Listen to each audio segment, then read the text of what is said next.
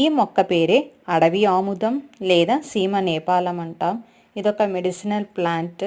ఇది ఒక్కొక్క ఊర్లో ఒక్కొక్క రకంగా పిలుస్తారు. ఈ గింజలు ఆముద గింజల్లాగా ఉంటాయి. ఈ గింజని క్లీన్ చేసి ఆయుర్వేదిక్ మెడిసిన్లు ఎక్కువగా వాడుతూ ఉంటారు.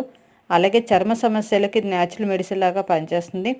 అంతేకాకుండా దంత సంబంధమైన ప్రాబ్లమ్స్ కూడా సాల్వ్ చేస్తుంది. అంటే మనకి పంటి నొప్పి ఉన్నా లేదా చిగులు వాపు ఉన్నా, అలాగే ఒక్కోసారి మనకి పళ్ళల్లోంచి రక్తం కారుతుంది అలాగున్నా, లేదా పిప్పు పన్ను కోసం, నోటి దుర్వాసన కోసం, ఇలా ఈ దంత సంబంధమైన సమస్యలంటివి ఇది పరిష్కారం చూపిస్తుంది.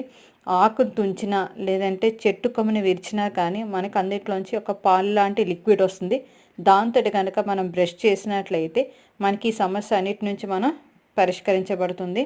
అలాగే మనకి పిప్పు అని ఉన్నప్పుడు ఆ లిక్విడ్ని తీసుకెళ్ళి అక్కడ పెట్టి దాని తర్వాత కొంచెం గోరువెచ్చని వాటర్తో మనం పుక్కిలించినట్లయితే సమస్య నుంచి మనం బయటపడతాము. Please subscribe my channel.